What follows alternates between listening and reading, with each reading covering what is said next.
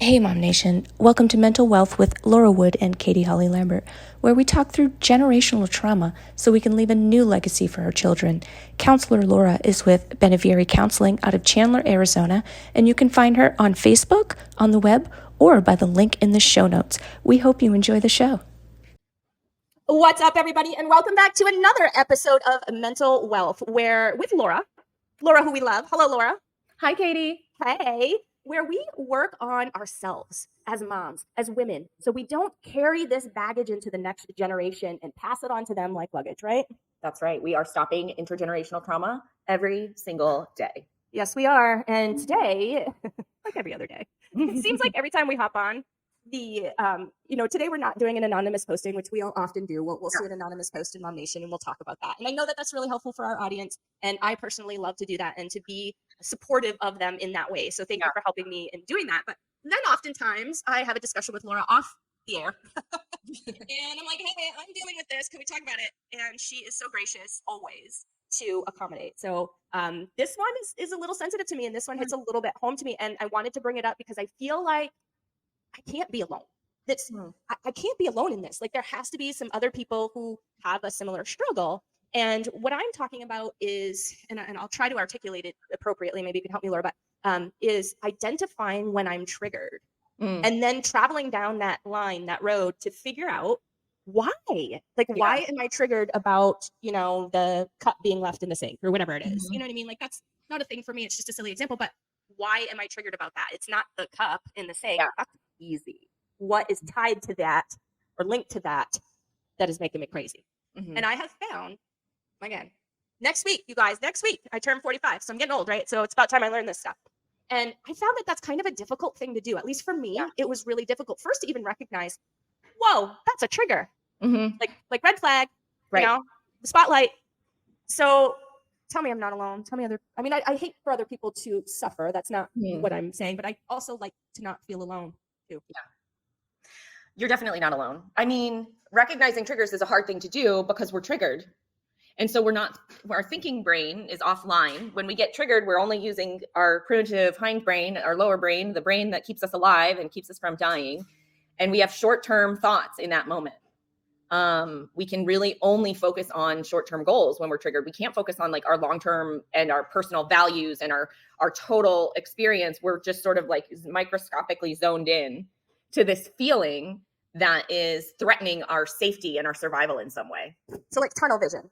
Tunnel vision. So when we zoom out, we can kind of see like, oh, it's just a cup. It's not a big deal. But when we zoom in, what does that cup represent? Maybe that cup represents something scary from our past. Like perhaps we were in a previous relationship that was abusive, and a cup in the sink could equal getting hurt. And so a cup in the sink is actually representative of danger. It's not just a cup, right? And so we're basically transposed into the past, and our brain is like, danger, danger, danger. Get that cup out of the sink. Like that can't be there. Whoever's putting that cup in the sink is irresponsible and is bad and is whatever. And if somebody put that cup in the sink and they don't recognize the danger, like they're putting me in harm's way, right? So is a trigger like a defense mechanism? A trigger is the thing that activates the defense mechanism. Okay.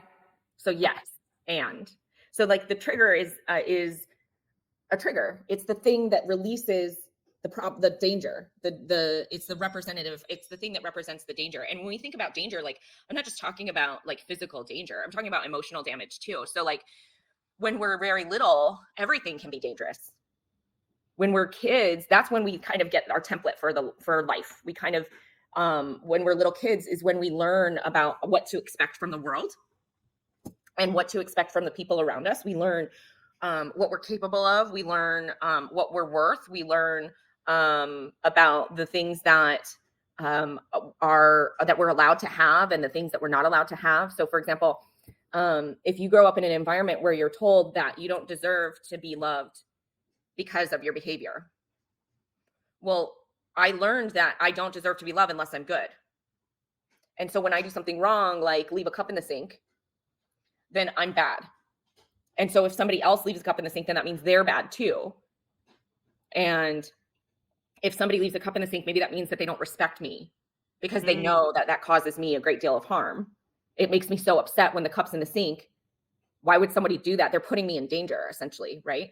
So it's like, it's this like weird kind of thread that doesn't make sense to anyone but you, because it's activating these survival mechanisms that exist in our brain. And those survival mechanisms are going to push us towards fight or flight, freeze, fawn, submit. They're going to push us towards a defense mechanism that is designed to keep us from dying in that moment. And so maybe the problem that I'm solving isn't really the problem. Like, it's not about the cup. So I have to first recognize that I'm safe in this moment. Like, oh, I'm not in danger here because nobody hurts me in this house. So I can transfer that information to my survival brain and say like, oh, hey brain, I'm safe now. This isn't the house that happened in. This house is a different house. So I'm safe here.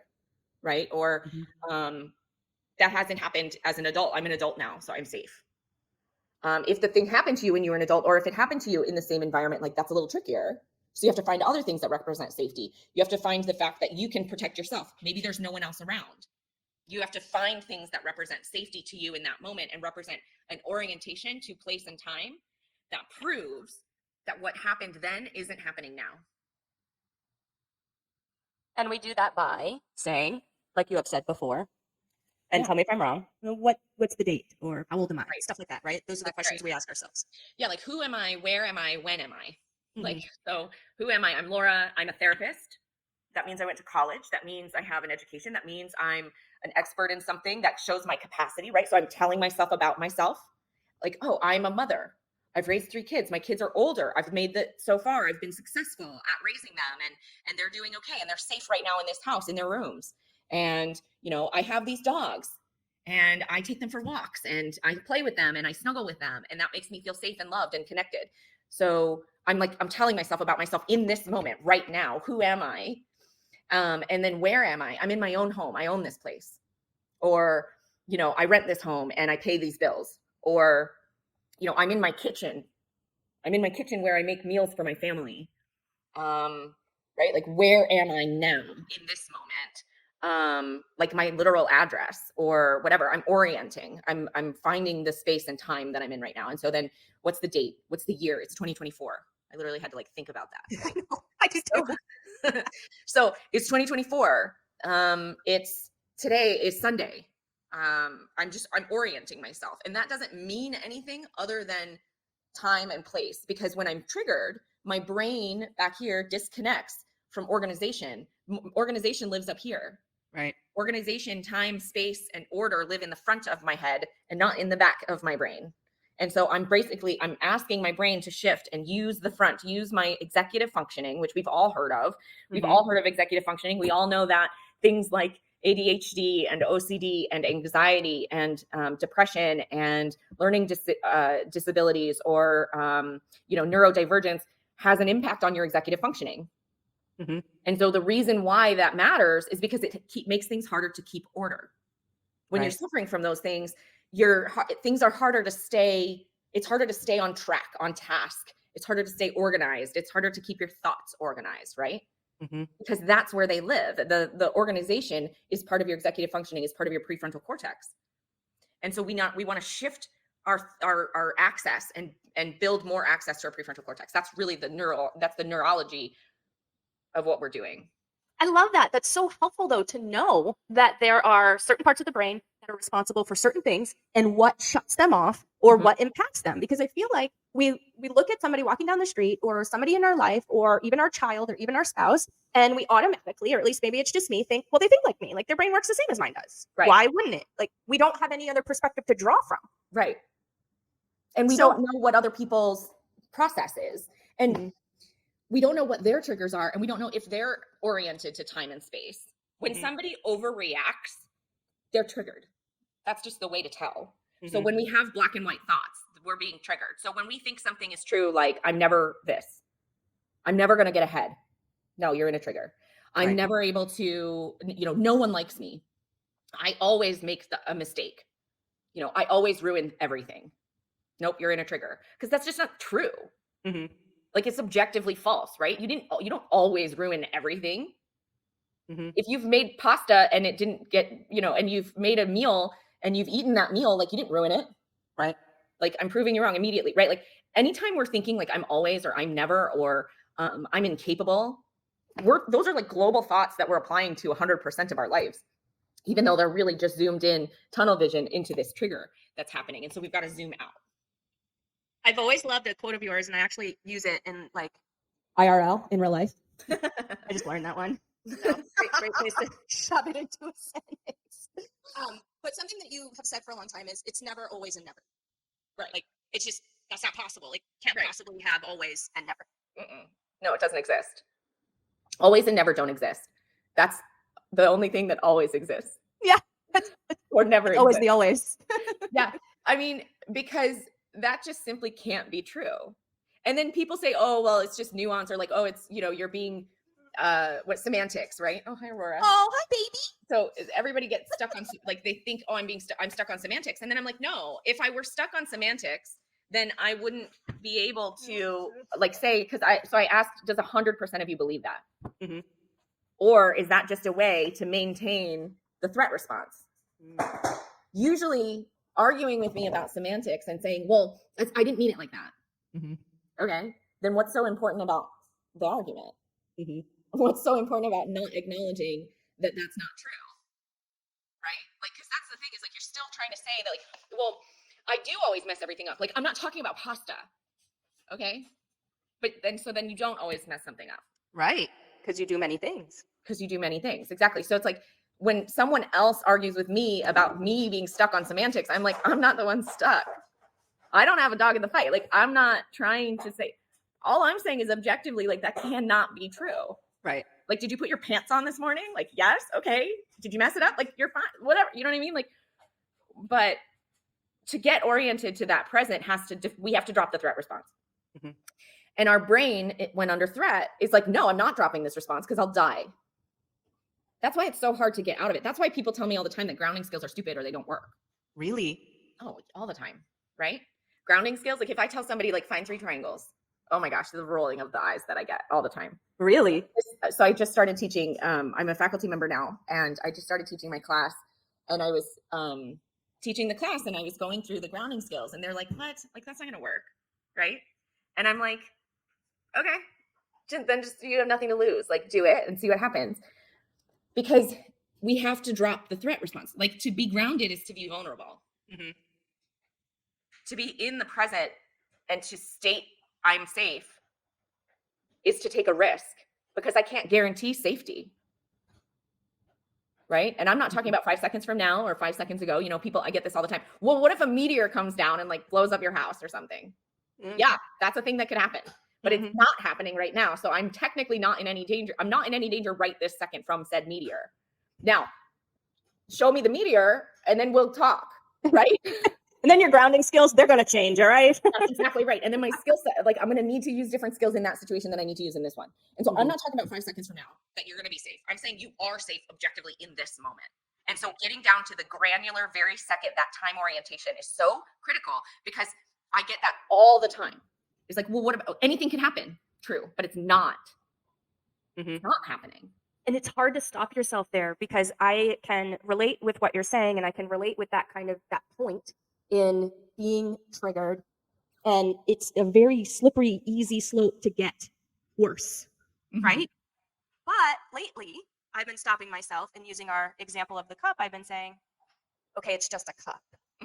What is really going on? Am I overwhelmed? Like, okay, it's morning. I have a lot to do in the morning, and try and be a little easy on myself, but also call myself out too, and be like, okay, this is something that maybe we should work on and we should look further into, because clearly it's giving you some sort of negative feeling or negative reaction. And it's kind of a simple little thing, Yeah. So we have to care for ourselves in that moment, right? We have to say, okay, I am triggered. There's nothing bad about being triggered. There's nothing wrong with being triggered. It's just a biological reaction.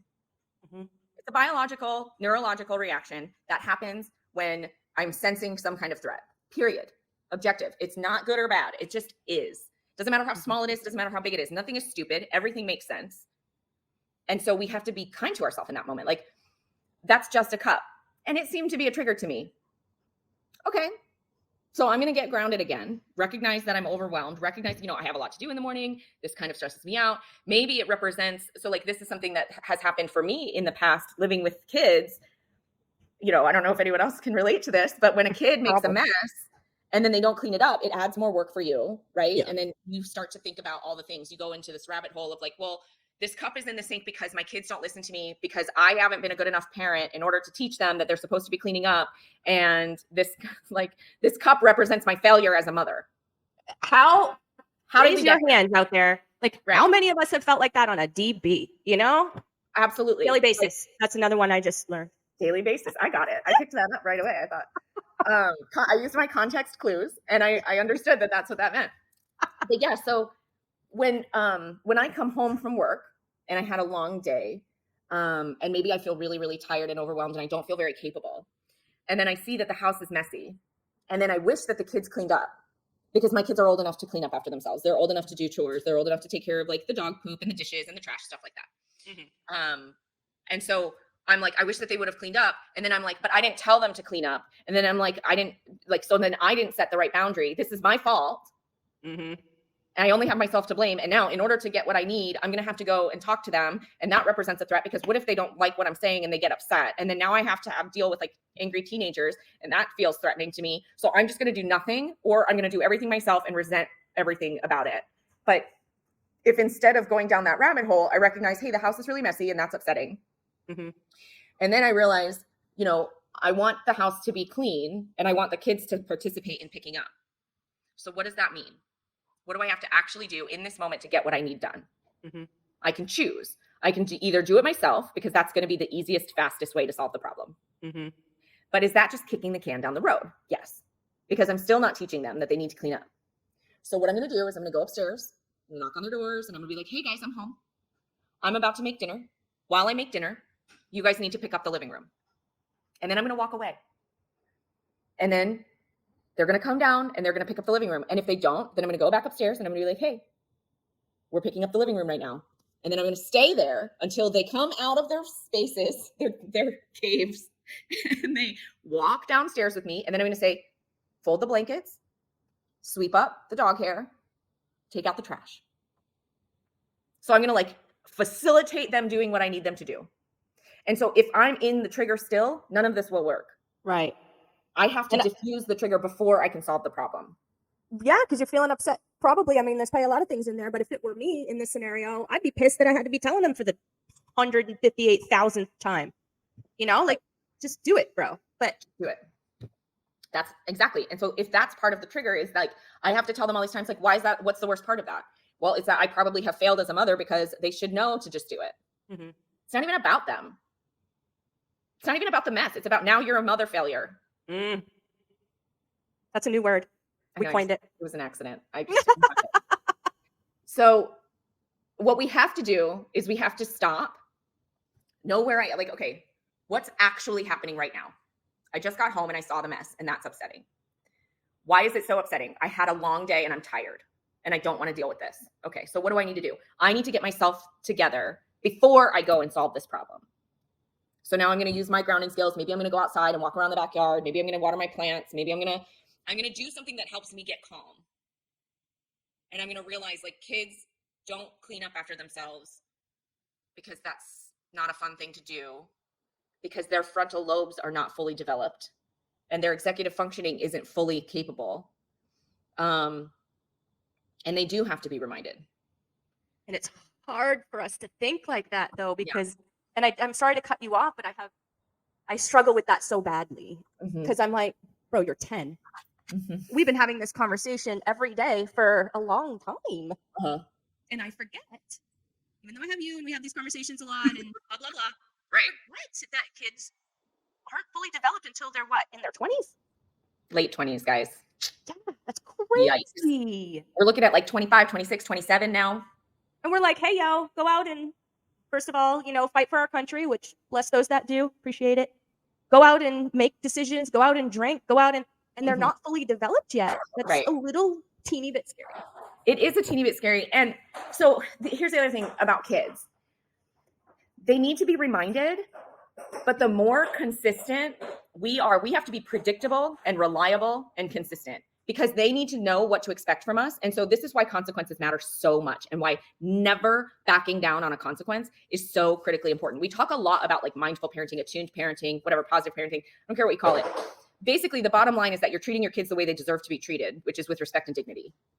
That's what that means. So you're treating them as human beings who have actual feelings and emotional responses. And like, you're recognizing that they're a separate person than you, and they have their own internal experience. So like, that's really what that means. It doesn't mean no consequences and that they can never get in trouble or they can never feel bad about things that they did.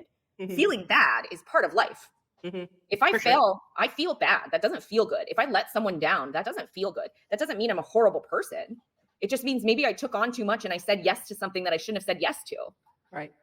And then I was unable to fulfill my commitment to my family or to my job or to my friends or to whoever, because I took on too much. That's a me thing. I need to not do that. But it doesn't mean I'm a horrible person. Right. And so likewise, when your kids go home from school and maybe they got their homework done and they didn't get their chores done, maybe they got their, they didn't do either. Maybe, I don't know, whatever, right?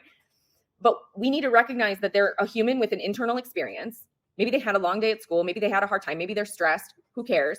We're going to go and we're going to remind them, hey, now we have to do our responsibilities. And we're going to do that from a place of calm confidence. And we're going to have a consequence if it doesn't get done. Perhaps the consequence is an earlier bedtime. Like, we're going to have to go to bed 30 minutes early tonight, because it seems like perhaps, we just didn't get our responsibilities done. So we can't stay up a little bit later and watch that show we usually watch. But like, maybe the consequence is that they lose part of their allowance. Maybe if they get $10 a week or something, maybe they're only going to get $5 this week because they didn't get their chores done. Maybe the consequence is that they don't get to, have their Friday treat. I don't know. My kids used to get a Friday treat at their nanny's house. Like, maybe they don't get their Friday treat because they didn't fulfill all their responsibilities. It's less a punishment, right? We talk about discipline versus punishment. This is teaching discipline. It's teaching consequences. And when we have a consequence that makes sense, that's triggered by an event that it didn't get done. When I don't fulfill my responsibilities, I don't get to have the extra fun thing. And so I'm missing out on that Friday treat. I'm not like banished to my room and I don't get to have dinner with my family. Like that's not an okay, balanced consequence for not doing my chores. It's getting kicked out of my family, right? Like we have to have these things be like relatively connected to the thing that happened. Like if I don't fulfill my responsibilities, I don't get to have the extra thing. But I still get love. I still get connection. I still get compassion. I still get all of the things that I deserve as a human being. I don't get banished. But if I don't do the consequence, so let's say maybe it's screen time, maybe it's my phone gets taken, for Friday night, I don't get to, use my phone, or I don't get whatever, I don't know. But if I don't execute the consequence, then I'm showing them that it doesn't matter that much. But if I sit and I lecture them and I tell them, this is what we do wrong, is we lecture them and we tell them and we want them to like think about how it affects other people and blah, blah, blah. And we have these long talks. Kids don't give a shit about that. Yeah. They're not impacted by that at all. They will tolerate the lecture, but it'll only just make them feel it's shaming them. So they'll feel shame, but they won't change their behavior. So what we need to do is we need to execute consequences to show them that we actually mean what we say. And when I say that if this chores don't get done, then we don't get to use our phone, then we don't get to use our phone if the chores didn't get done, because I'm a trustworthy and reliable person. And it's just black and white, and that's it. It's not you're a bad person. It's not I don't love you. And not to cut you off there, but I have so many thoughts going through about this, because it's actually something that I'm dealing with. I love it when you nail that stuff. And personally, I am a huge consequence person. Like I agree with giving consequences to kids. I had them growing up, and there's some things about my childhood and the way that I was raised that I really love and I really respect and appreciate, and have carried on into how I parent. And I'm a full on, consequence mom. However, there are schools of thought out there that builds resentment. Now, we're not talking, I don't like spank my kid or anything like that. It's screen time, or it's like you said, no ice cream on Friday, or, because whatever. Right. It's nothing crazy. And he's removed from the dinner table, and he's not removed from love and all of that. But there's been some conversation that, this could build resentment. We don't want to do that. You probably know who now. I probably just totally made it obvious. But what's your take on that when you have parents that are kind of in different spots as far as enforcing consequences? So I think co-parenting is super hard. Mhm. And I don't mean divorced co-parenting. I mean just human co-parenting. Like whether you're married or not is still co-parenting is co-parenting, and it's hard.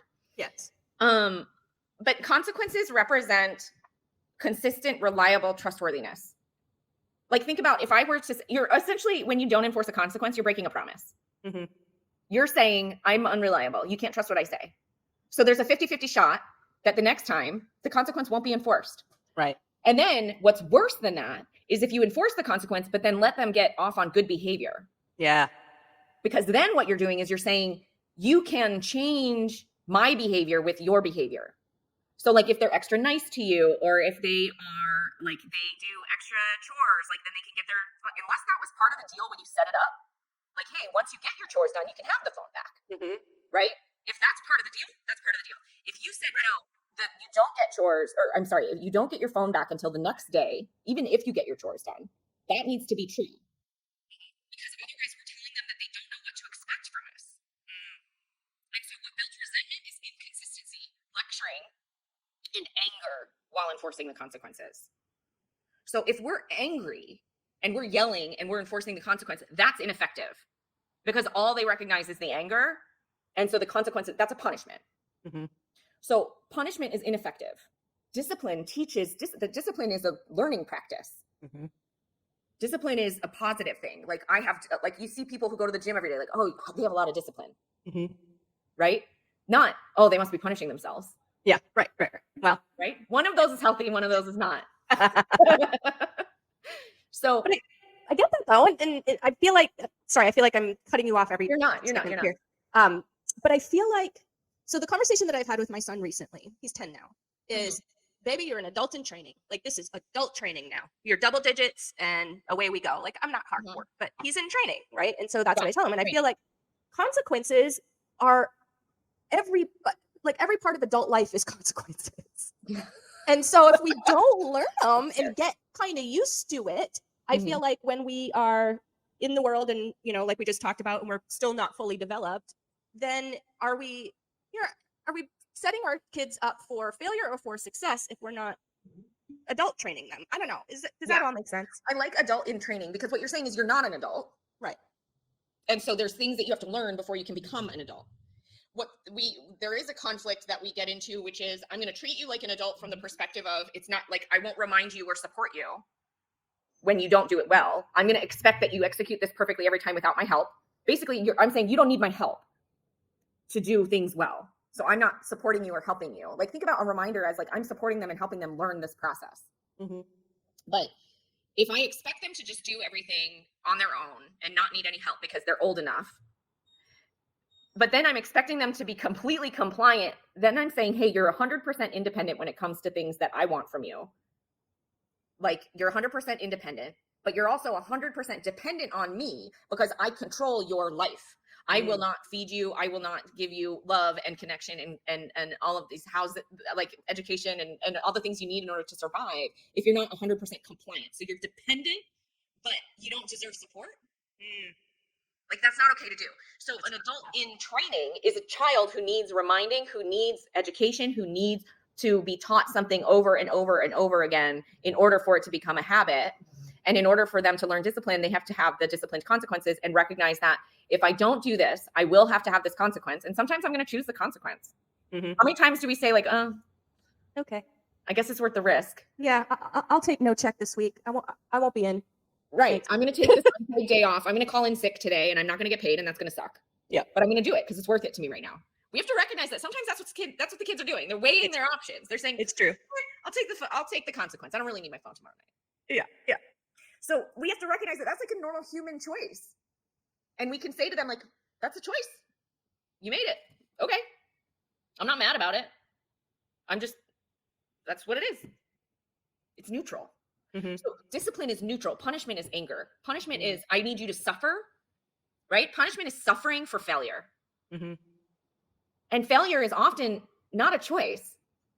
Failure is often a mistake. Failure is often accompanied by a hard day. Failure is often accompanied by really negative feelings that I'm having trouble managing.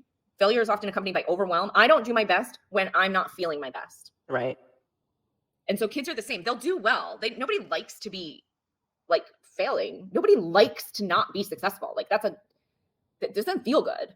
Right. But without this order in my frontal lobe, without this, executive function, it's hard for me to remember to do my chores. Mm-hmm. It's hard. Mm-hmm.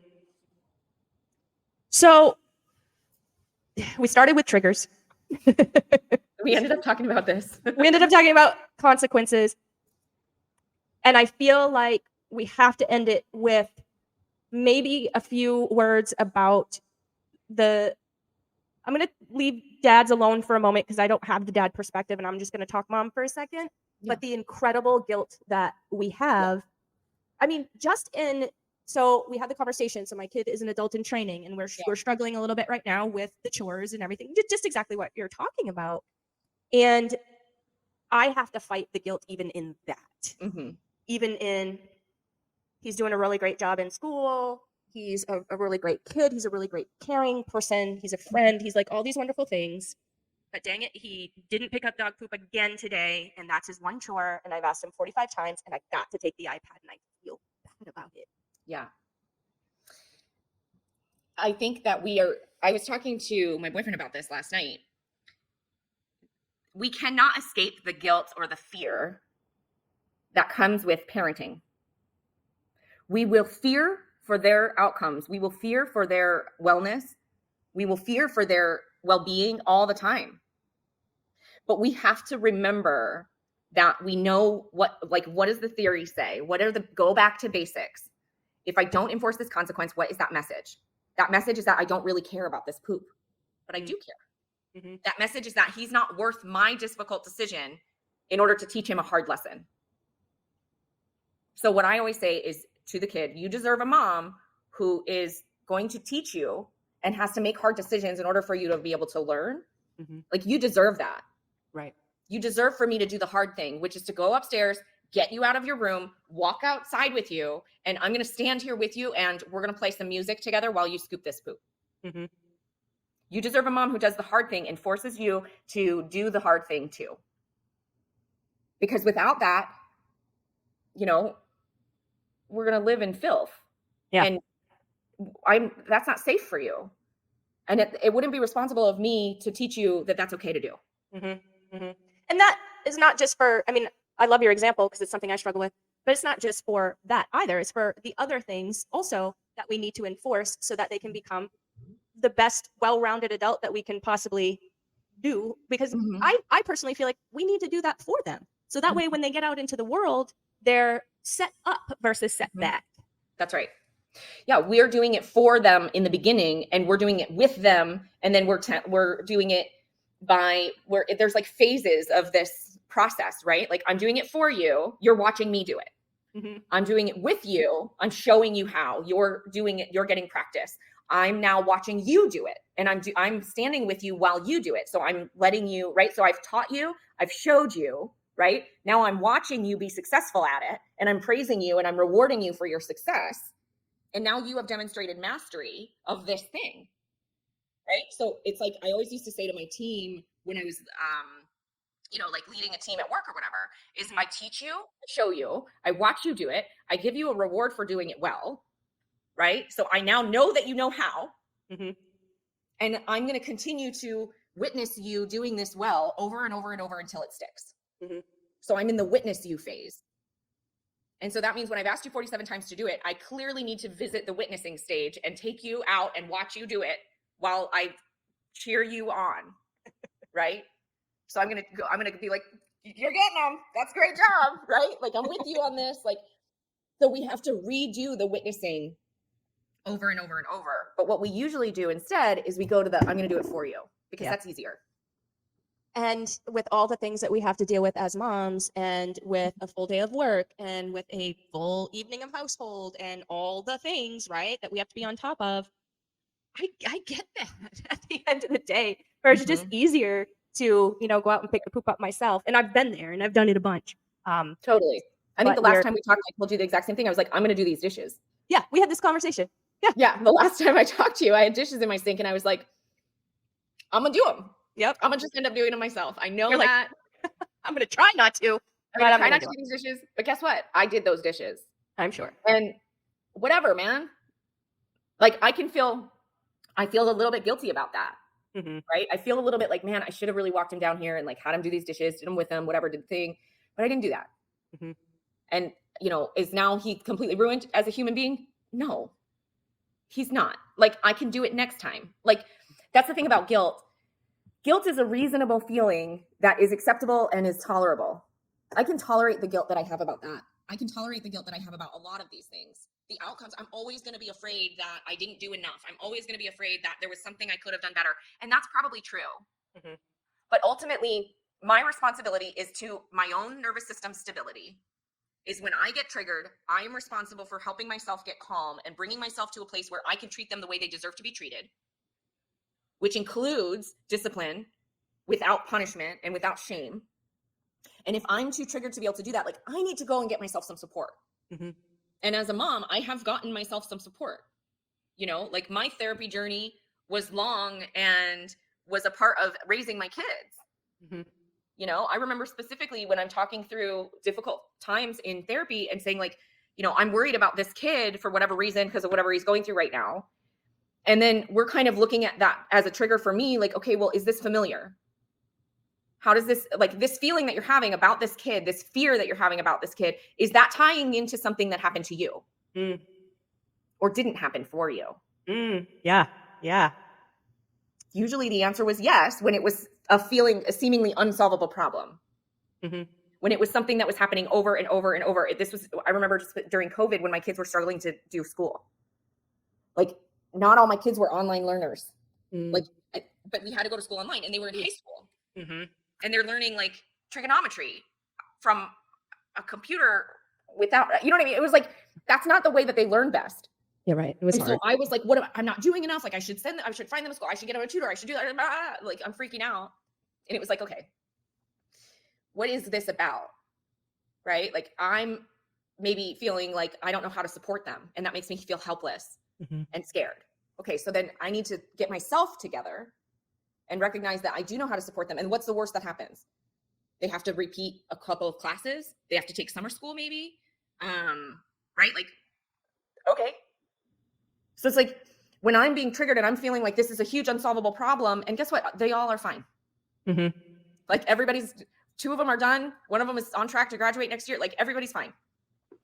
And like what I needed to do in that moment was care for myself and get to a place of confidence and calm stability so that I could say, hey guys, this is really hard. Online learning is not for everyone. Right.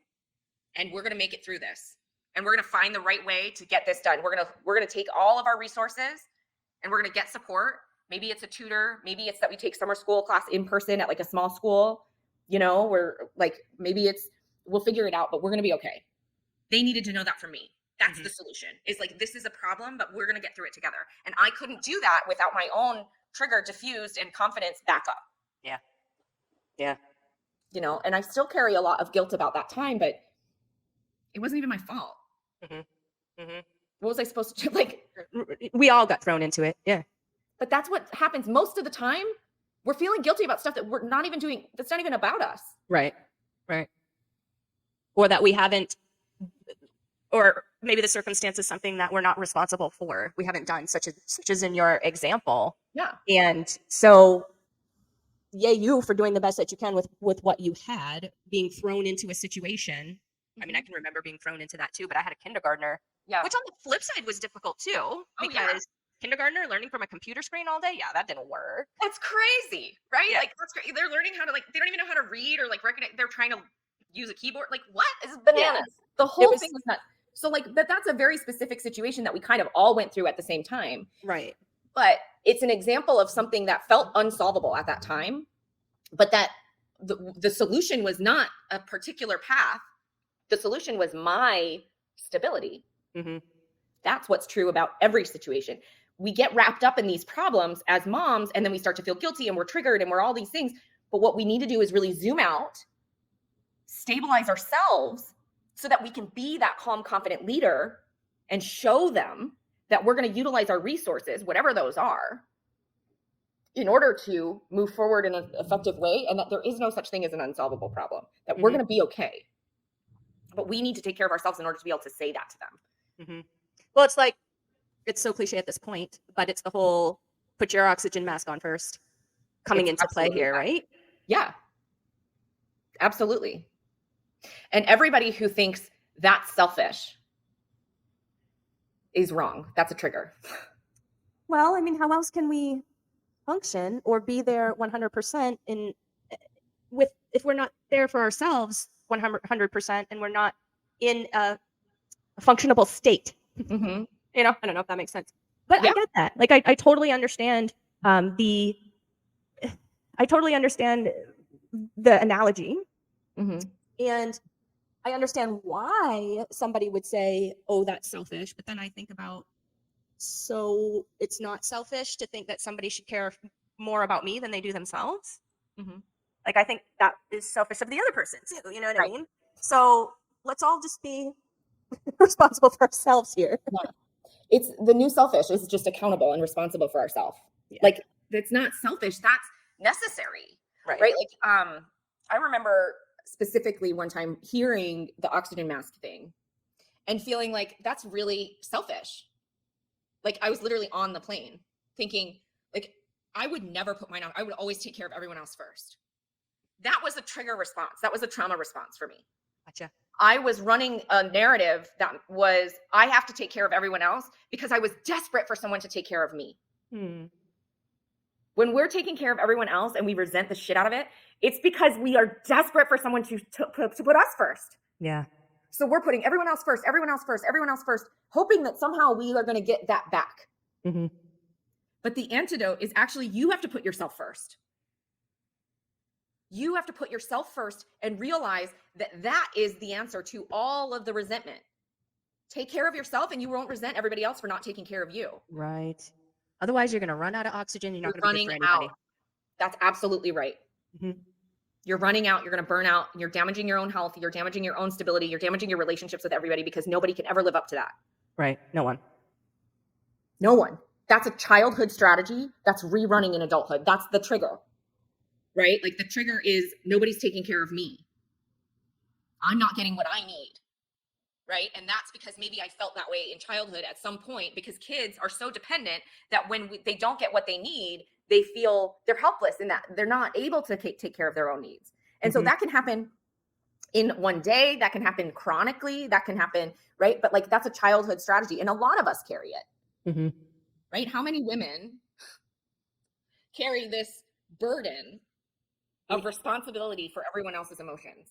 Oh, yeah. I'm pretty sure I carry it. I'm pretty sure my mom carried it. I'm pretty sure her mom carried it. Like, this is passed on, this burden that we hold to take care of everyone else before we take care of ourselves. You know, it's so crazy that you say that, because I can remember, so I'm remembering the women in my life that were caregivers as I was growing up. And I can remember literally thinking it was cool because they didn't eat all day. Because they were busy working, taking care of kids, doing whatever it is. And it would almost be, and this is just one example of what they wouldn't do for themselves, right? And it would almost be this badge of honor. It's an honor. That's what I was thinking. It's this badge of honor. Okay, so you literally are killing yourself because bodies need to eat for lots of reasons, and that's cool. Right. We're martyr. It turns into this, like, and this is a thing that I've been through. So like, I'm speaking from my perspective, not like labeling others, like this badge of honor, this self-righteous, like, I am sacrificing, this martyrdom, right? Like, I felt that way for a long time. Like, I felt like, well, I'm doing everything for everyone all the time. Like, I need a trophy for that somehow. Right? Like, where's my gold star? Exactly. But like, guess what? There is no winning in that. Everyone's losing because everyone else is suffering because I'm, in a bad mood all the time because I'm mad about everything, right? I'm angry and I resent everything. Like, how is that helpful? Right. And then I'm beating myself up for not being able to make everybody happy all the time. And then I'm not happy, so everybody else is miserable because all they really want is a happy, healthy mom who is capable of like managing my life and my day. And I really had to be accountable for that. I really had to take that responsibility. And then I could teach everybody else. It's hard, and I feel like or when you don't have somebody to talk to, or you don't have some sort of resource where you can learn that, or you can, that helps you discover it. Because these women that I told you about, that my caregivers as I was growing up, that's what their mom did Right. and her mom did. And so they just think this is normal shit. Right. That's right. We're modeling that and we're passing that on, and that's what we're here to stop. That's what we're here to stop. We're here to stop that martyrdom and start being accountable. Because we think that it's accountable because we're accountable for everyone else, but we're not accountable for ourselves. Yeah. We have to really shift that. And exactly what you're saying and exactly what this show is about. Now, who's picking up on that? So I picked up on that.